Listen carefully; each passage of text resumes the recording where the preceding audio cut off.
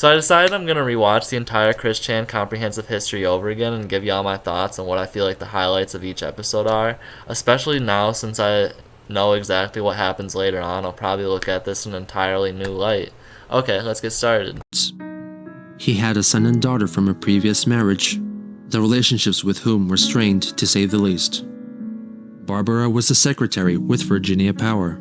She had a habit of hoarding her belongings and was an emotionally abusive person, which convinced her then 17-year-old son, Cole Smithy, to seek independence and live life on his own. So when Chris came along, Bob and Barb got a chance to start anew. Honestly, I don't know what the hell they were thinking when they had another child after both of them already made their previous children hate them, and it's delusional at best to think that things will change without them changing themselves.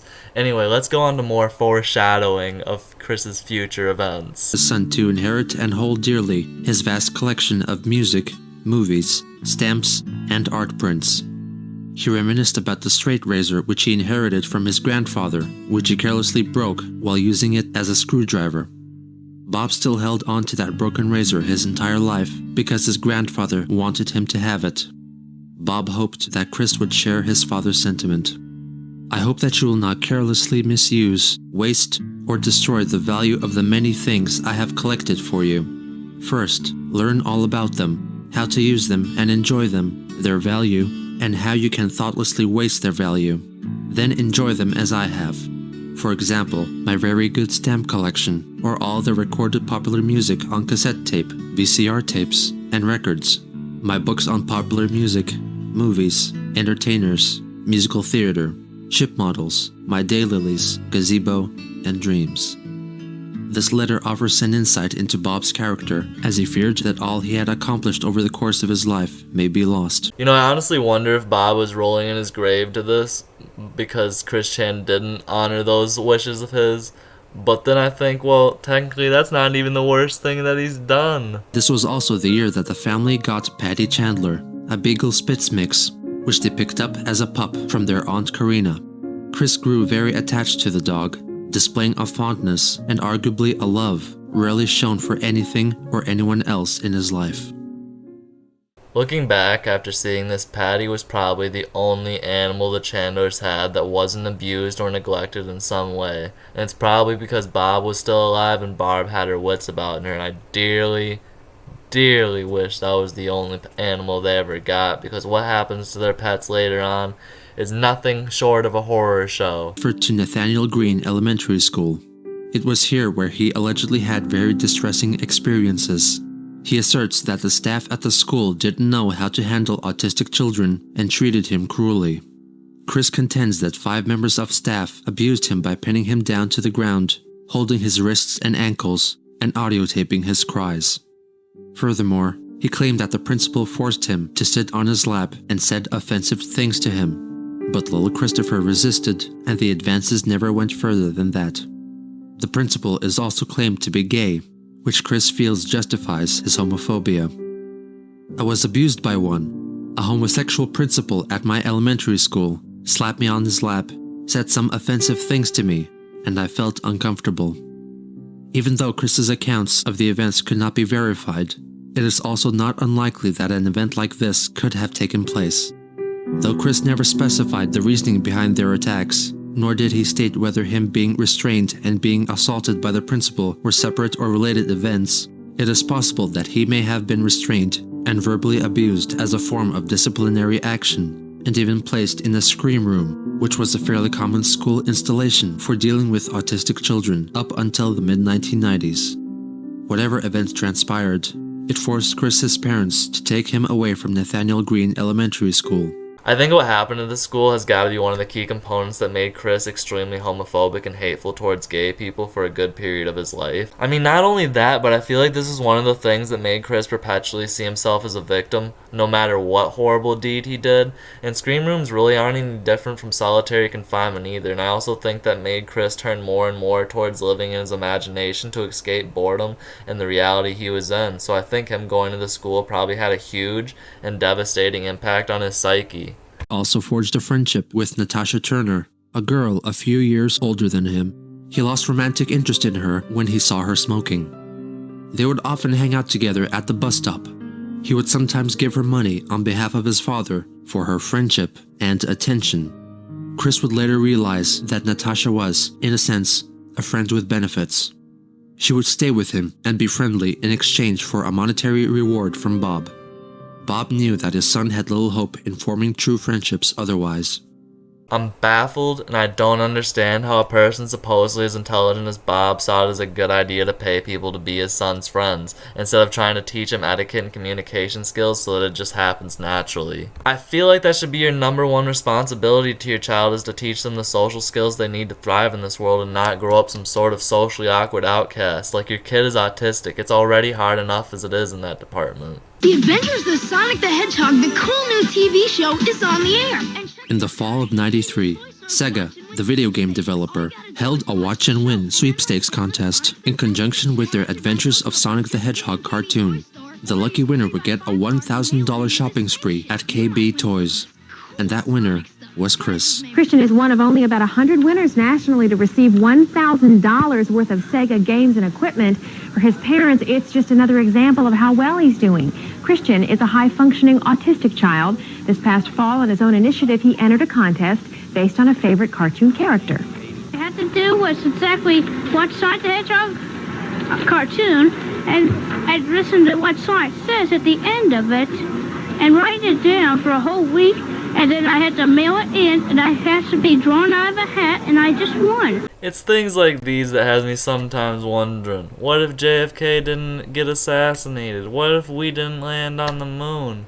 Or hell, what if Sonic and Pikachu weren't discovered by Chris Chan and he didn't win that Watch and Win sweepstakes?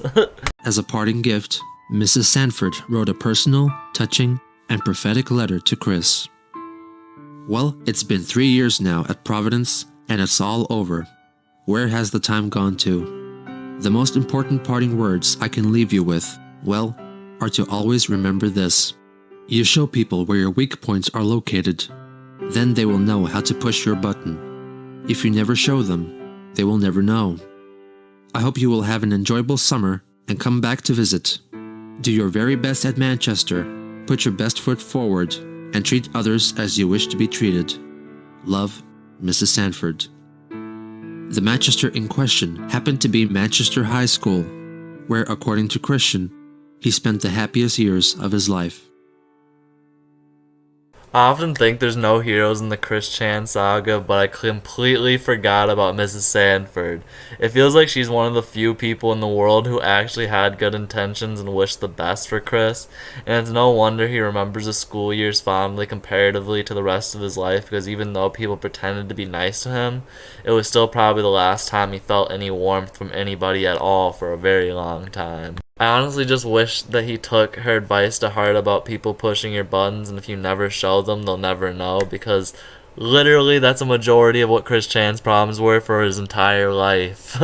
When riding on the school bus, he used to sit right in front of the bus door, so he could always get off the fastest. However, during his freshman year, he got into an altercation with another boy who wanted to be off the bus first. He punched Christian in the face, knocking his glasses off. In order to resolve the issue, Chris was forced to take the special ed bus to school from then on, which deeply affected him. He always felt very uncomfortable associating with others whom he called slow in the minds. I ended up with this really worse off mentally challenged person who could hardly ever speak other than That boy bopped me on the back of the head for his own laughs. The special ed teacher who rode on the bus talked with his brother about it, and he kept him from bopping me. But having to put up with his nonsensical slur talk was still just as cringy and horrifying. Ugh. People often want to blame the trolls, the idea guys, or Blue Spike as to why Chris Chan became so nasty and self-victimizing, but I'd argue that he's had those sort of emotional outbursts and behaviors long before he became a LOL cow on the internet. He proceeds to rant about receiving an F in English class. I see about that. That's about time I sign off. But before I go, just one thing to say to the teacher. An F in English class? You have got to be kidding me. I mean an F. I do not even know when was the last time I got an F. I mean, who knows? It could have been back in old Greene County. That stupid place. Eesh. That Greene County primary. Actually, it was a nice school, but then it came the thing of Greene Elementary. That's why I got the F. Anyway, the many years rolled by. Then you came along and gave me an F. I mean, I started off with an 8, and you just lowered it. I'm getting sick and tired of this lower thing. What do you have against the handicapped children anyway? I mean, I know my handicap is autism, and I'm not afraid to admit it. And you, Mrs. Bird, I think that F is very disrespectful. I mean, I am very emotional about it. Anyway, it's time I sign off. Well, this has been the Christian Chandler Show. I mean, he already has a track record at a young age of putting himself in bad predicaments and then blaming everyone around him for the consequences of his actions. He had a sizable group of female friends, which he dubbed gal pals. Among the first that he met was Molly Quarles, a cheerleader at the time whom he met as a freshman. He fondly remembered them being paired up during a matchup event for Valentine's Day. Laura Beth Dorazio was another cheerleader Chris met and fell for, but after he confessed that he had a crush on her, she told him that she would like them to remain just as friends. Tiffany Gowan was said to be a real good girl to Chris, and he has described her as a bit of a tomboy and a peppermint patty to his Charlie Brown. Kelly Andes was his biggest crush and says they were high school sweethearts, even though they were never in an actual relationship together. Sarah Bevel was in the same chemistry class along with Kelly and Chris. Sarah had a boyfriend at the time, and Chris watched them interact, hoping to experience that kind of relationship one day. It was fun to just watch them flirt with each other. I could have learned from that, but my autism and normal social phobias held me back then. Miranda Mitchell was the big brain in his circle of friends and shared computer graphics class with Christian. His group of gal pals were possibly not genuinely interested in a friendship with Chris, but rather stayed with him out of pity or as protection. A later comment made by Chris suggests that the group had made an arrangement with Bob and or the principal of the high school. I don't understand how nobody taught him about boundaries. Like, I wish these girls took their time to make it clear that they aren't just objects to fantasize about, but actual people. Like, if you pity someone that badly to spend time with them when you don't want to, you might as well try to use that time effectively. Made a series of stop-motion videos of races set in his Lego-made town called Quickville, based on his own initials. They were made with a Game Boy camera, which produced grainy, low-resolution grayscale photos, or, alternatively, low-quality stop-motion video.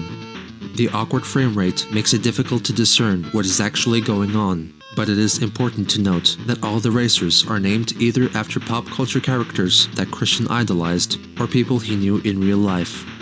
This is the earliest account of Chris using people to play out his fantasies. Sure, the video he took of cars driving around Quickville with names of people we actually knew seems innocent enough, but I think this was really when he started to use it as a form of escapism. I often wonder, what the hell is Bob and Barbara doing around this time? Because they should have taught him to be able to discern reality from imagination. Like, you know your kid has special needs. Tend to them. Like, where are you? Seriously. The year 1999 marked the birth of his wall of originals.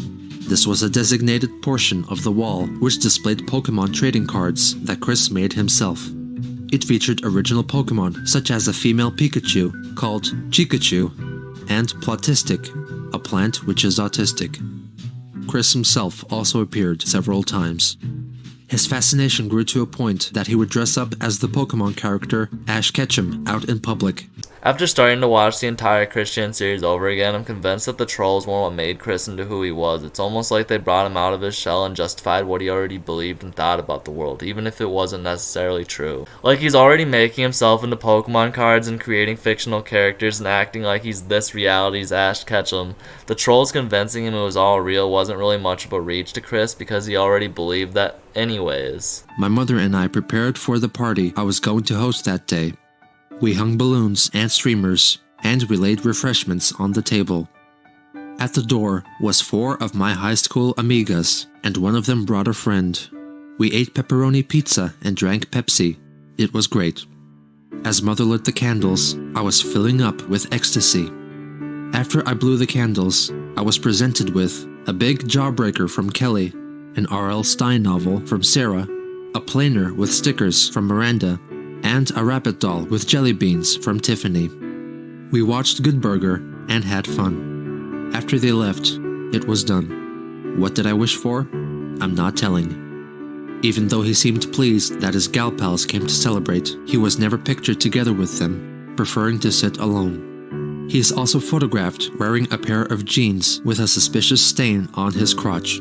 Some have speculated that it is dried semen, but it is unlikely. It's so strange to look at his 18th birthday party with him sitting alone with his mom while his entire group of paid-for gal pal friends are on one couch just huddled together looking excruciatingly forced. And it's somehow ominous to me that this is probably one of the best days of Chris's life. And you already know Chris wished for one of his gal pals to date him, but bruh, maybe make that wish without a mysterious stain on your jeans. About a month later, Chris was tasked with designing a CD jewel case for his graphic design class. On the fateful day, on March 17th, 2000, I wanted to feature on my favorite hit CD cover lifelong hero Sonic the Hedgehog and cute newer character Pikachu, but copyrighted characters were prohibited from the project. So, in my mind, I pondered and pondered when it hit me visually. Sonic and Pikachu combined. In a way to escape copyright, he combined Sonic the Hedgehog and Pikachu to create Sonichu, the electric hedgehog Pokemon, which Christian considers to be one of his greatest life accomplishments. So I guess 7 days after my sister was brought to this earth, Sonichu was also born. And I wonder how that graphic design teacher sleeps at night knowing him saying Chris couldn't use copyrighted characters was the fission reaction that led to a fusion explosion that set off one of the most ridiculous life stories in the world will ever know. In fact, I wonder that about a lot of the people in Chris's early life where they didn't know they'd end up becoming internet famous just because they were, like, briefly involved with this man's, like, existence. Chris states that it was a difficult Friday. One of his duties included taking part in a senior group photo. After the long wait for the pictures to be taken, being crowded like a sardine surrounded by immature teenage boys, and having the hot, hot sun shining down on him and everyone else, he went back to the shady entrance. After the photo shoot, Chris was picked up by his dad. Chris wouldn't pass up an opportunity to go to the senior prom, so he did, bringing his mother along as a date. There's just so much foreshadowing going on in this first episode of the docu-series. It blows my mind. From the way you can see Chris Chan start to develop a hate for other men because they can get girlfriends and he can't. Or the foreshadowing of Chris taking his mother to prom. It's almost uncanny, like maybe the fact that the only person who went to dances or gave him any real attention was his mom, and that's why he developed such a sick fetish. Out of pity, or out of genuine compassion, Tiffany asked Christian to dance. I hesitated at first, but she grabbed my hand and pulled me onto the dance floor. We danced for what felt like hours. It was the most pleasant experience of that night, and I thank her for dancing with me then. He felt that her willingness to dance with him meant that she was attracted to him, and stated that if they were to meet again, they would start a relationship. This clip alone explains why Chris became so much easier to manipulate down the line when his gal pals left, because I feel like the gal pals gave him the impression that if a woman shows an inkling of pity or attention, that automatically means he's somehow going to have a future with this person. There's really a lot to unpack in this first episode. I'm going to rewatch the entire series and give my thoughts. It's really weird watching this for a second time. It's almost like I'm seeing in a completely different light and taking on a whole new understanding of what I previously knew of Chris Chan, because it's like seeing the building blocks for how he became such an unhinged mess take shape. If you like this video, give me a thumbs up and a subscribe if you want to see more from me. Peace.